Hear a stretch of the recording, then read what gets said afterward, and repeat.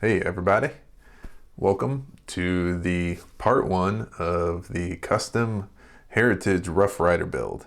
I say custom because I want a very specific Heritage Rough Rider, which is one that Heritage themselves, even though they have a lot of different variations of their Rough Rider, they don't make the exact one that I want, which is basically going to be a bird's head grip 3-inch barrel with this case-hardened receiver or frame that is also 9 shots.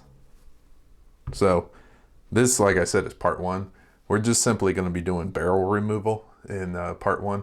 I've seen a couple videos of barrels walking themselves loose, but they're actually in there pretty tight, and I haven't personally had one walk itself loose. This is actually probably like my 5th or 6th Heritage Rough Rider, or it's Heritage firearm in general. I have the what is it called, like the Rancher, which is the long barrel carbine, and I also have a Barkeep and then a couple other Rough Riders, and then I went ahead and just bought 2 different Rough Riders in order to combine them together to make exactly the one that I want.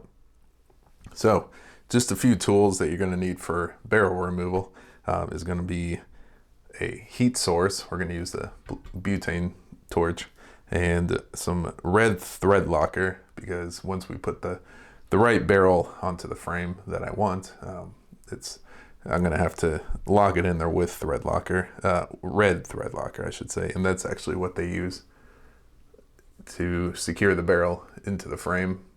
So the frame, real quick, let's just go and talk about it. You can see I pulled up this website here from, sorry about the fingerprints all over my phone, that looks disgusting. So but anyways, I pulled up this website here, which is from USCCA, and there's not a lot of information out there on the internet about like what kind of material the frame is made out of.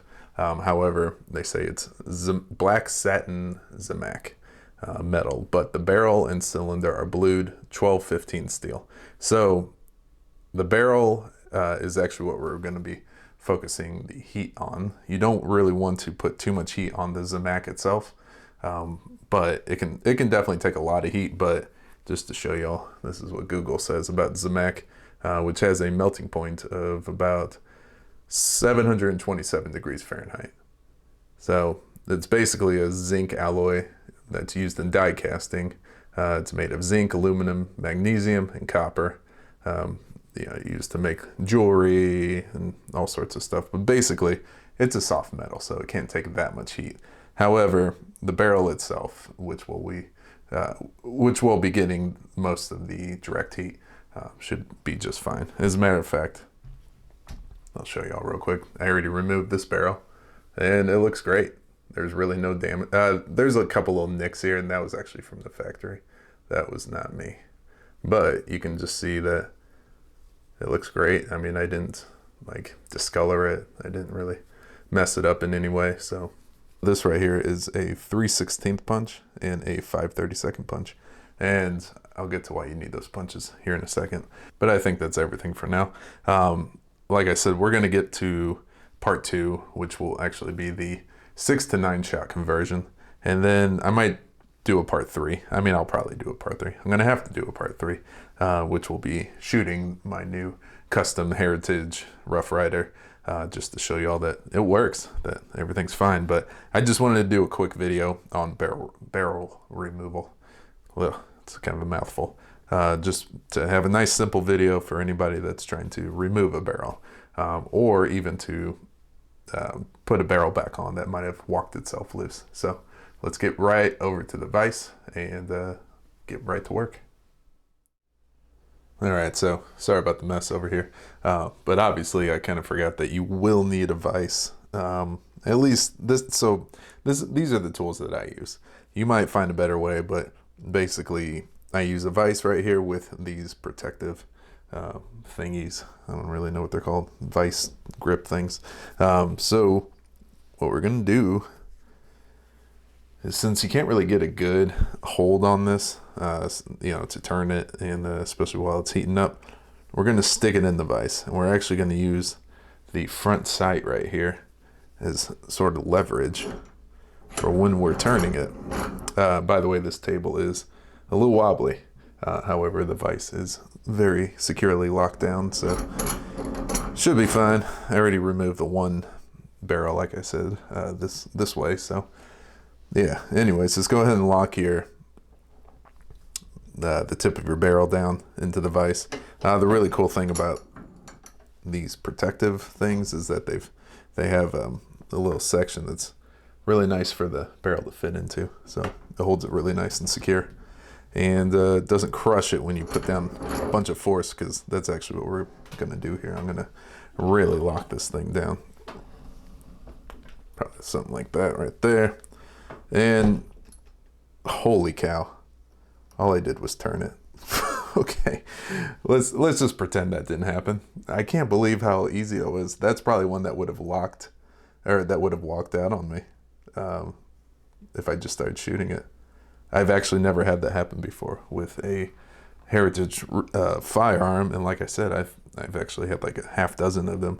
This one right here, this barrel, when I removed it from this frame, which these are both Zamac. This is just case hardened, but it's both the same material. This right here was a pain in the neck to get out of. I'm actually kind of glad I started with this one, because doing it off camera was definitely easier than doing it on camera. So anyways, let's just go ahead and, like I said, pretend that didn't just happen. So just for the sake of the video. All right, so supposedly there's red thread locker in there. So what we're gonna do, I broke the little, what's it called, a piezo ignition thing. So what I have to do is when I turn the gas on, I gotta give it a little spark. But basically what we're gonna do is I'm gonna focus a lot of the heat right here below the frame, and then also just a little bit up here in the, like right at the crown, I guess the forcing cone is what that's called actually, which in this case, the forcing cone is built into the barrel of the Heritage Rough Riders and Barkeep. Yeah, by the way, this should work for the Barkeeps as well. I assume also probably the Ranchers, but you know, we're just focusing right now on the Heritage Rough Rider. But yeah, so like I said, I'm gonna apply a lot of heat down here, or at least not a lot, but the majority of the heat down here, as well as a bunch of heat right there at the forcing cone. So let's go ahead and start. And then you'll actually start to see, I know that the angle isn't really the best. Here, if I kind of unscrew it a little bit, you can see. So you'll start to see some bubbling right here whenever it gets hot enough.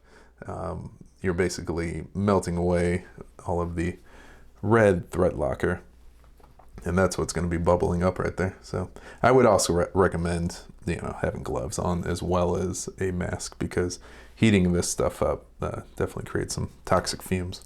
So let's get to work.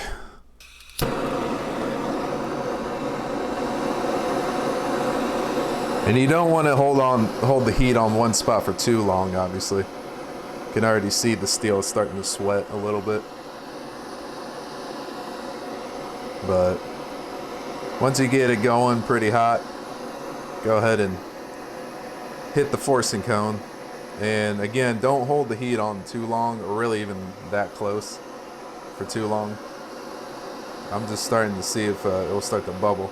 I can see some smoke. That's a good sign. You know, since this was so easy to unscrew by hand, I wonder if they even used any thread locker. I don't really see any bubbling up. Well, I don't know if y'all can see, there's definitely a lot of smoke right there. So something's smoking off. So the reason why I have these punches right here, you're going to want to take this is the 5/32, which is the smaller one.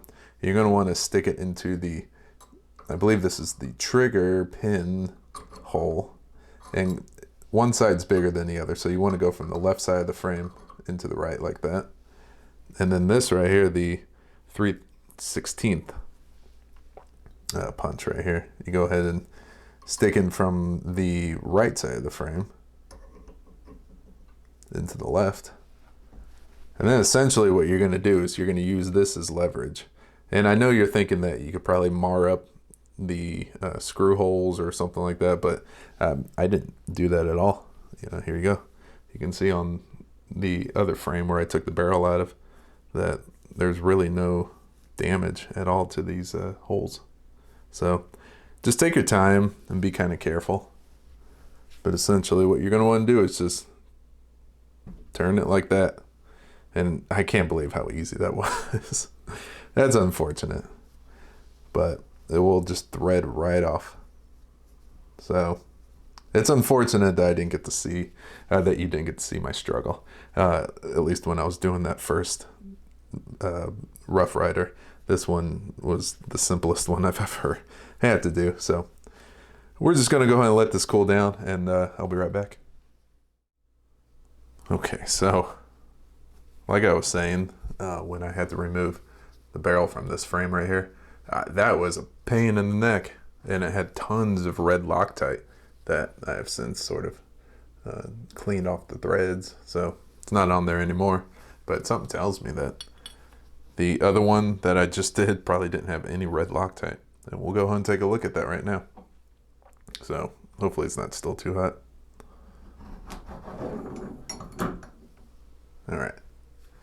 Yeah, it's still a little hot. I can feel through the gloves, but I think it's okay to handle. So one thing that I kind of forgot to mention is that, if it doesn't come off right away, which is actually what happened with this one, you want to go ahead and heat it up, work it a little bit, see if you can get it to budge. If you can't get it to budge, let it cool a bit. You don't really want to heat it up too much. Again, the melting point of Zamac is about 730-ish, 720 degrees Fahrenheit. But if it doesn't come off right away, go ahead and heat it up, let it cool just a bit, maybe walk away, have a cigarette, cup of coffee, something like that. Come back, heat it up some more, and then, crank on it a little bit more with the punches right here. And then eventually you'll get it to kind of, budge, or you'll get it to finally loosen up, and then it'll come right off. But let's go ahead and take a look here. First, I don't really need these in here anymore. Like I said, I bet that there wasn't really much Loctite, if any. I see a little bit. So there you go. You can see can you see it? The red Loctite in there. I know it's kind of hard to see, but there is some red Loctite chunks, but there's definitely not that much. As a matter of fact, I don't see any on the threads itself. So there's your problem. It got no gas. But we're going to go ahead and unscrew this real quick and just take a look at everything. I mean, first of all, I didn't damage the frame at all. It did have some little tiny blemishes from the factory, but none were caused by the punches being in there. So still looks good. And this is the frame that we're going to be using to make our custom 9-shot 3-inch Rough Rider with a bird's head grip. So yeah, you guys can see there's definitely a little bit of Loctite on there, but it's not much. They didn't use nearly enough Loctite to really get the job done. So way to go, guys. Let's just go ahead and clean off this residual stuff here. As a matter of fact, one other thing that you'll probably need, I kind of forgot about, is a good brass brush, because we're going to clean off those threads here in 1 second. I just want to get kind of the big chunks of Loctite out of there. Clean up these threads. You want to go ahead and get, I think, all of the original Loctite out of there, just because you don't really want it maybe getting in the way of the new stuff and not hardening correctly or whatever. But once you get it all cleaned up, we can go ahead and, actually, I don't even know why I'm cleaning this one. Well, I am eventually going to put this one back into this, but what we're actually focusing on is this barrel is now going to go into this case-hardened frame. I do really like the case-hardened frames. I think that they just look really cool. So that's why I'm going with it. But yeah, this is already clean. Let me go and clean up the inside of these threads in the frame. Stick the brass brush in there. Just kind of work it around a bit. And then one of my favorite things ever, instead of a can of air, air duster, computer dust or whatever, I got one of these things, and it's loud, so bear with me.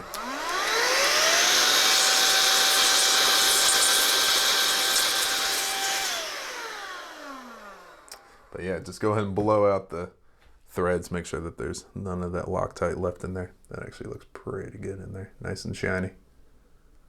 So you can see, even with the direct heat to the barrel, we didn't damage the threads to the frame or really anything on the frame itself.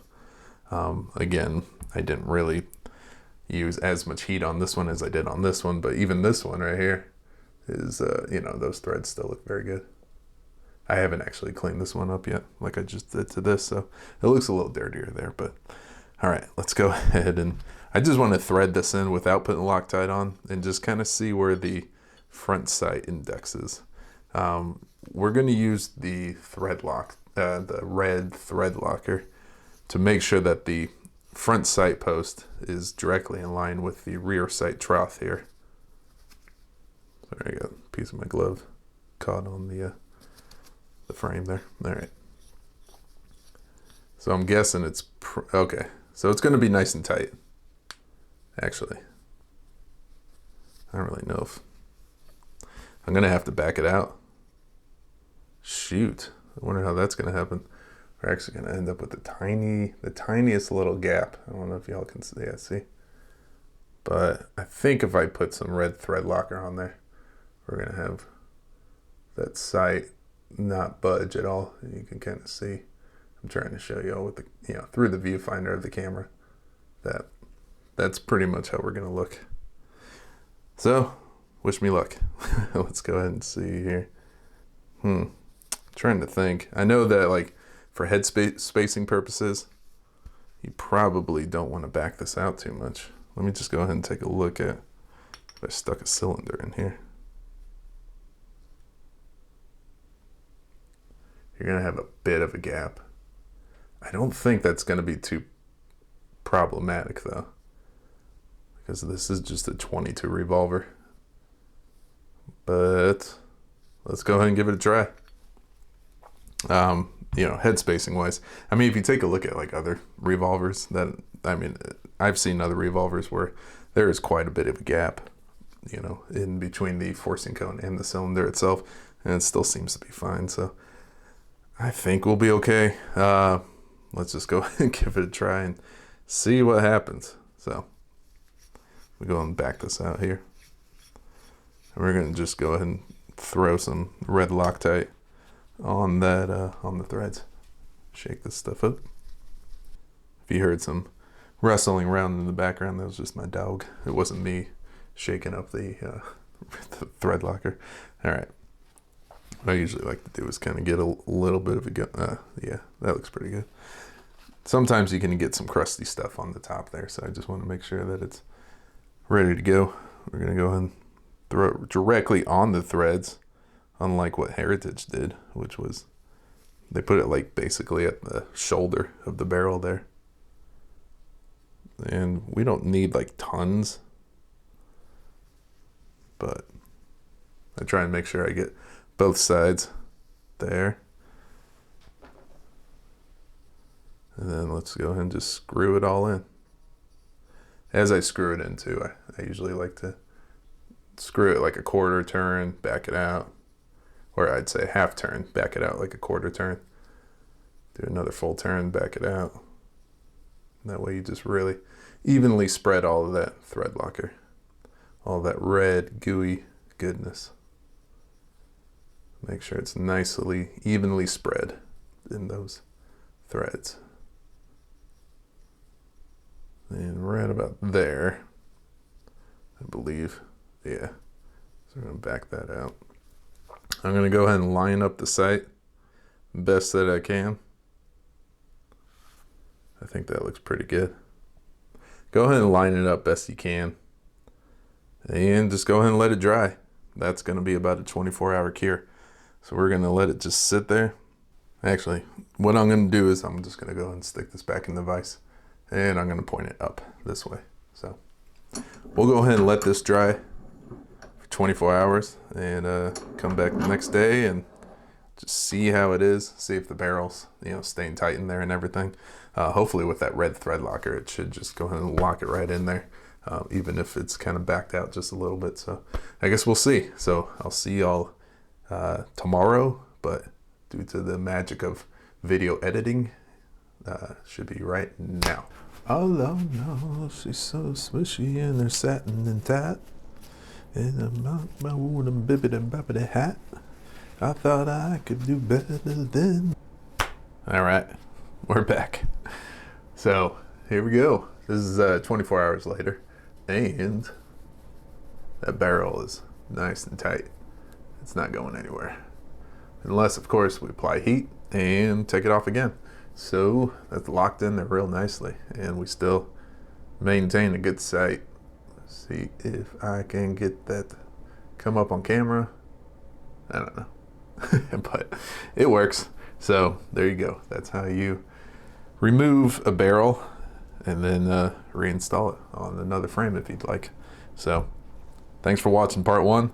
We'll get to part two, and I'll see you hopefully in the next video.